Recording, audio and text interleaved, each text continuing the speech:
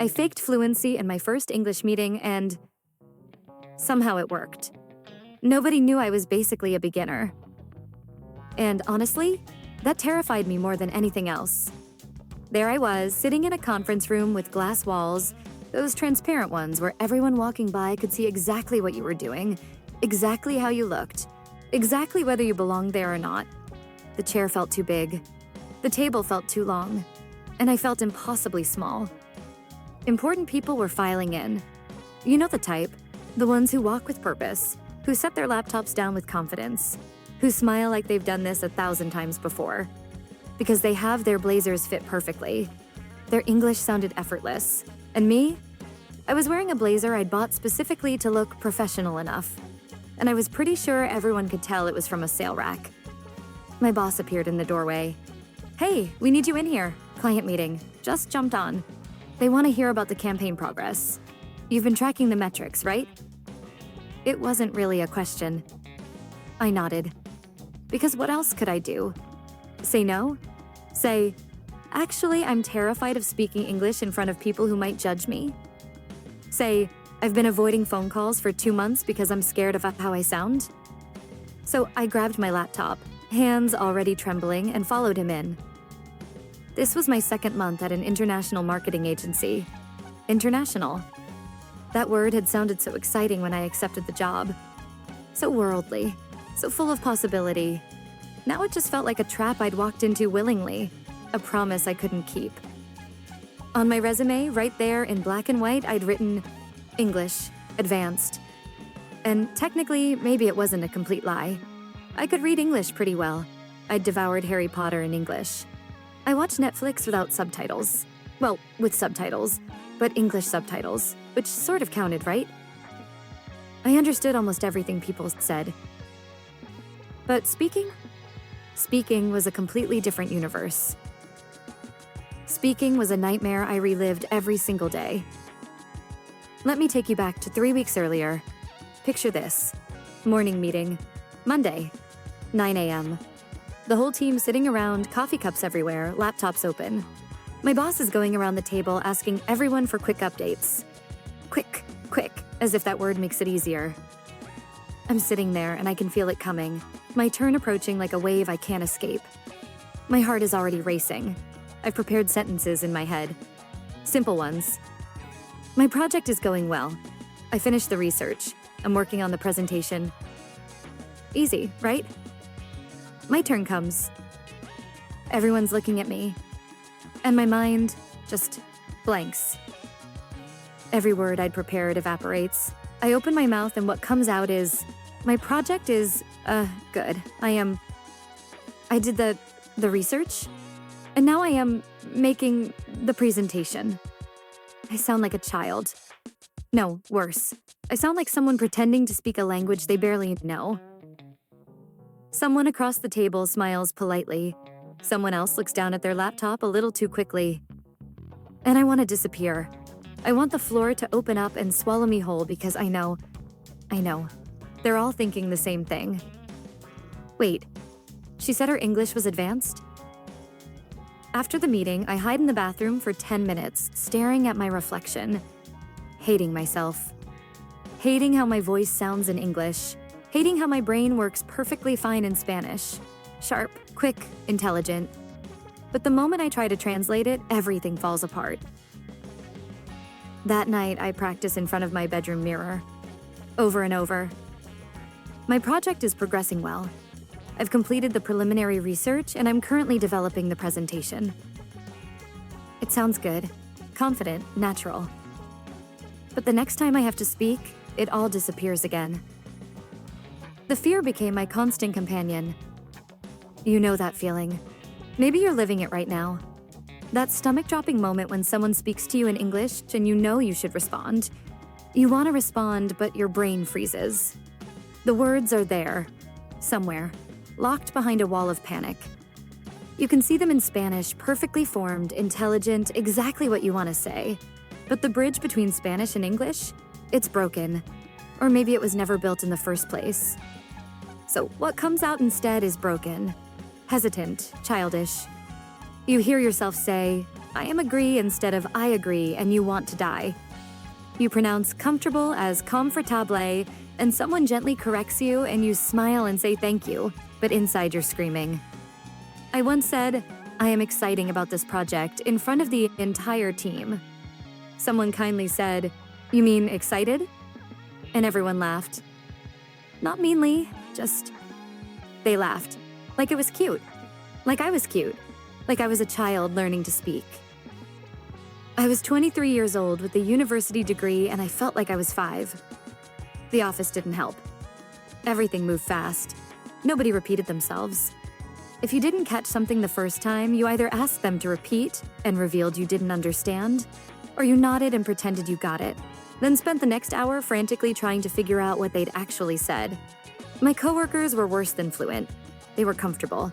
Half were native speakers from the US or UK, and the other half had somehow achieved this magical level of fluency where they could joke around, make references, switch between formal and casual, like flipping a light switch.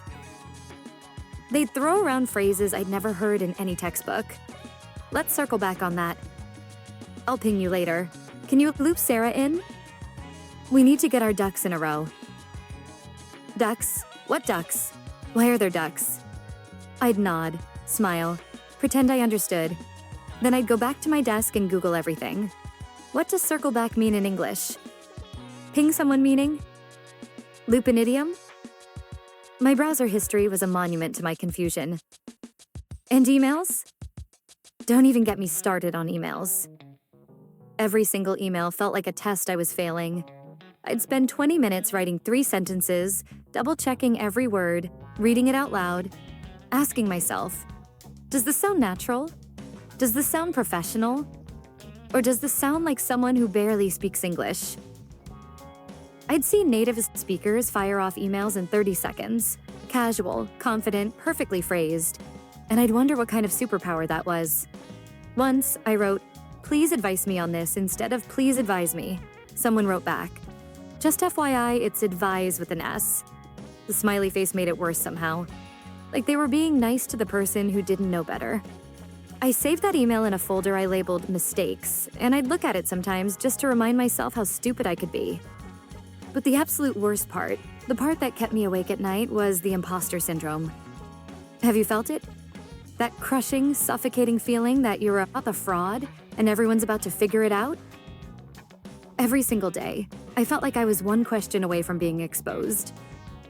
I'd watch native speakers joke around in the break room, their laughter easy and natural, their words flowing like water.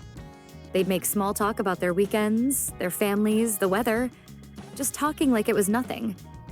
Like language was this effortless thing you just did. Meanwhile, I was at my desk preparing scripts for conversations that might never happen. If someone asks how my weekend was, I'll say, it was relaxing, thank you. I spent time with my family. If someone asks about the project, I'll say, it's progressing well. I'm on track to finish by Friday. I had backup plans for my backup plans, and even then, someone would ask me something slightly different than I'd prepared for, and I'd panic. The worst was the internal dialogue, the voice in my head that never shut up. They're going to find out. They're going to realize you're not advanced. You're not even intermediate. You're just pretending. You're performing a role you're not qualified for. One day, someone's going to ask you something you can't answer, and everyone will see the truth. You don't belong here. I felt like an actor in a play where everyone else had the script except me. And then there was the impossible trap I couldn't escape. If I spoke, I'd make mistakes. If I stayed quiet, I'd seem incompetent. Damned if I did, damned if I didn't. In meetings, I'd sit there with something valuable to contribute.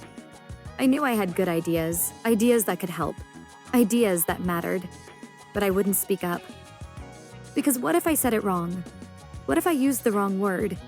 What if people had to ask me to repeat myself? Better to stay quiet, better to take notes, better to send a follow-up email later where I had time to check every single word. But then my boss would say things like, you're quiet in meetings. I'd love to hear your thoughts more often. And I'd think, you don't understand. Speaking up means revealing I'm a fraud. Silence felt safer, but silence also felt like suffocation. I was trapped between 2 fears, The fear of being wrong and the fear of being invisible. Then came that Tuesday morning. I remember exactly what I was wearing. Gray pants, a white blouse, that sale rack blazer. I remember my coffee order. Medium latte, extra shot because I'd barely slept. I remember walking into the office thinking, okay, today's going to be fine. Just a normal day. Meetings I can nod through. Emails I can carefully craft. Nothing scary. I sat down at my desk, opened my laptop, checked my calendar. And then my boss appeared. He had that look, the urgent one. The, I need something from you right now look. Hey, quick thing. Nothing that starts with quick thing is ever quick. The New York client just jumped on the call early. They want an update on the campaign metrics. You've been tracking those, right? I had. That was my job. I'd spent weeks building spreadsheets, tracking engagement, analyzing data. I knew this stuff. In Spanish, I could have presented it brilliantly. Can you jump on and walk them through it? They're waiting in the conference room. My stomach dropped so fast I thought I might throw up. Now, I managed to say. Yeah, now. They're already on. 5 minutes. 5 minutes. Not 5 hours to prepare. Not 5 days to rehearse. 5 minutes. I stood up. My legs felt like water. I grabbed my laptop.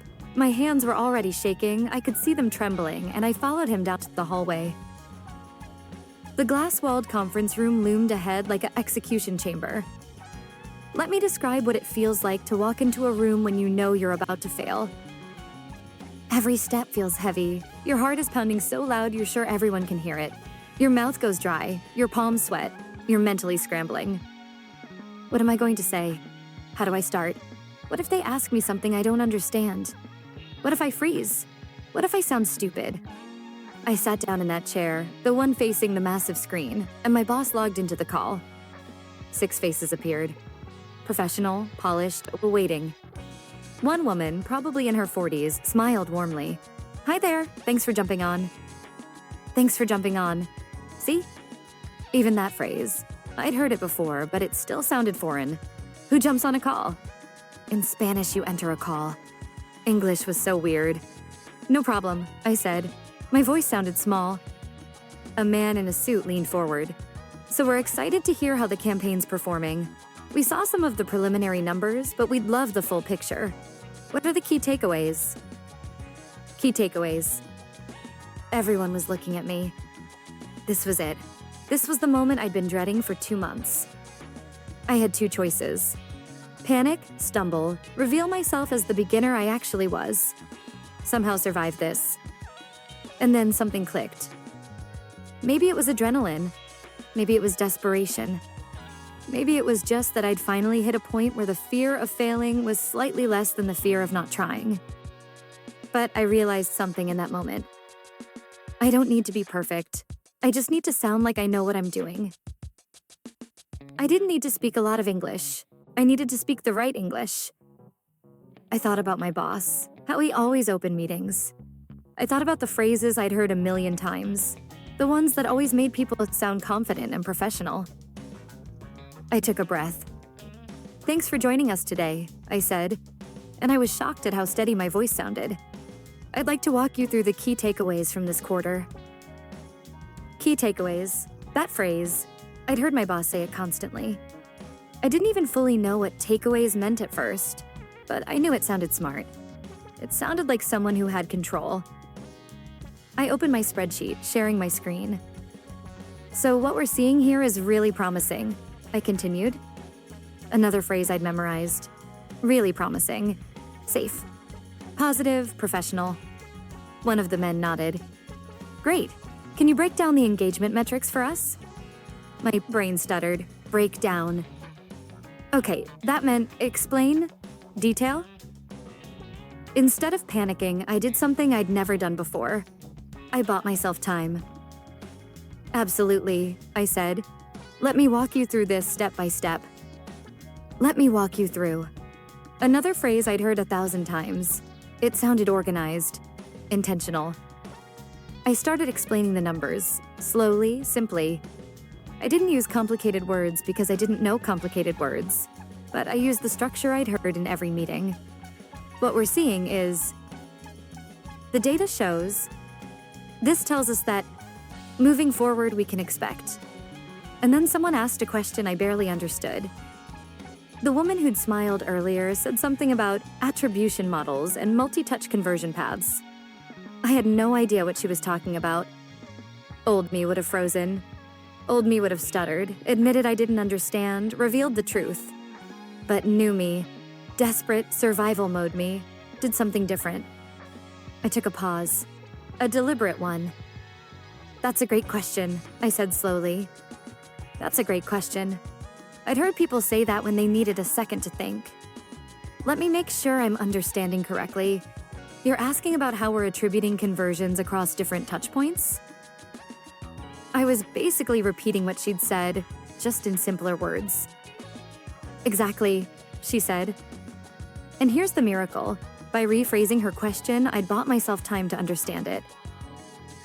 "So, what we're tracking," I continued, pulling up another tab, "is how users interact with the campaign across multiple platforms before converting. And what we're finding is..." I explained it simply. Very simply. Maybe too simply for someone advanced in English. But it worked. They nodded. They took notes. One guy said, "That's really valuable insight." Valuable insight. He thought I'd given him valuable insight. The meeting lasted 15 minutes. 15 minutes that felt like 15 hours. When the call ended and their faces disappeared from the screen, I just sat there, staring at my reflection in the black monitor. My boss clapped me on the shoulder. "Nice job." They were impressed. I nodded, not trusting myself to speak. I went back to my desk in a daze. And then, sitting there, staring at my keyboard, something profound washed over me. I'd just done the impossible. And I'd done it with English I already knew. Let me tell you what I learned in those 15 minutes. Lessons that changed everything. I didn't need more English. I needed smarter English. All those months, I'd thought my problem was vocabulary.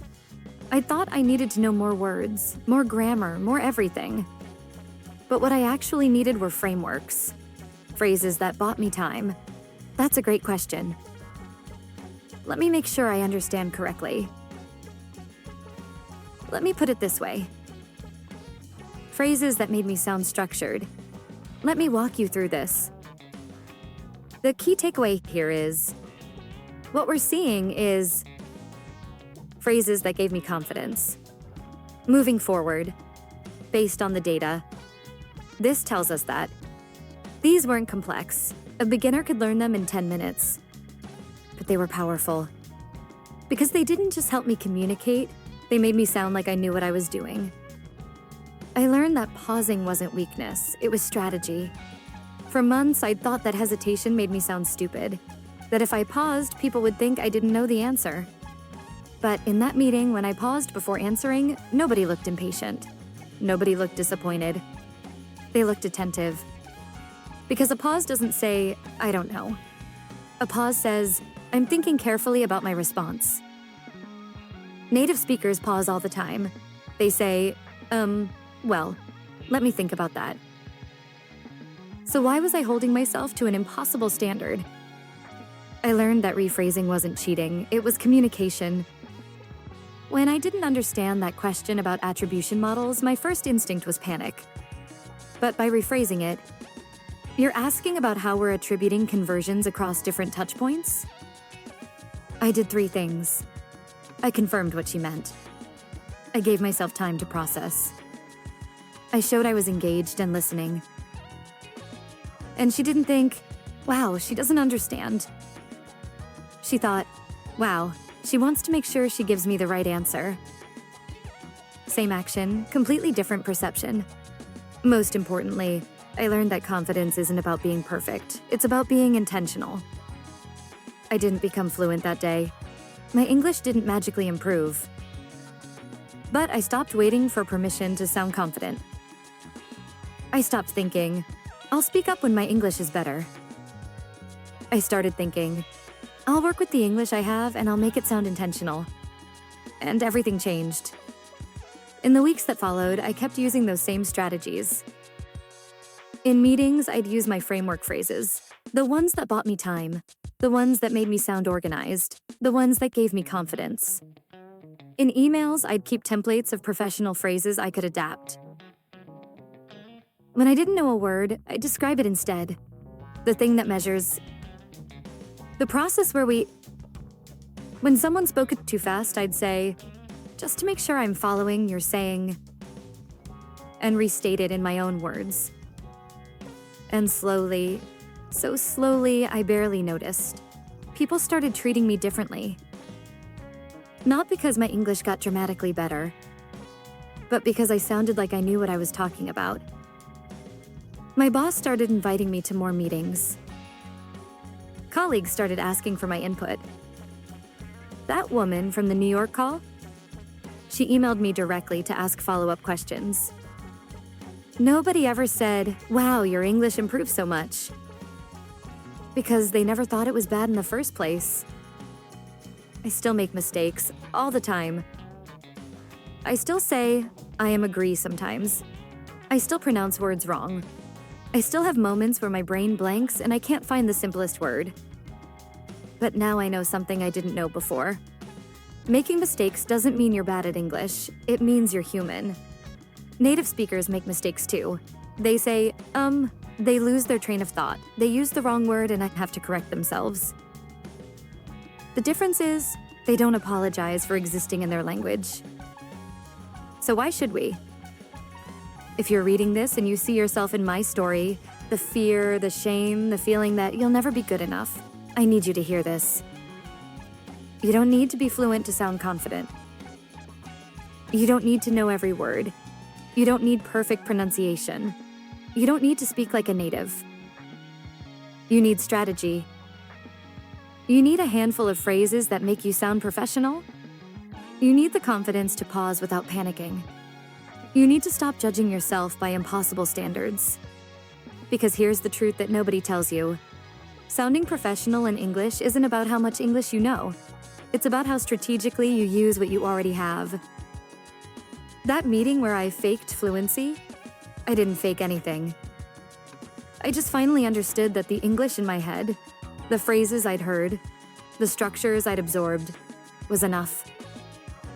I just had to stop being afraid to use it. If I could survive that first meeting, hands shaking, voice trembling, absolutely terrified, you can too. If I could go from hiding in bathrooms after embarrassing myself to confidently leading client calls, you can too.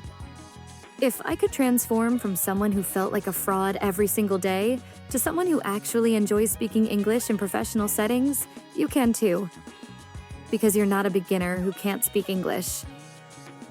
You're someone who just hasn't learned the shortcuts yet. You're someone who's been taught that perfect English is the goal, when really, strategic English is the key. You're someone who's one conversation away from everything changing. Let me show you exactly how to do it. The phrases I used, the pauses I took, the mindset shift that changed everything. Because you deserve to walk into your next meeting, your next call, your next conversation, and feel what I felt.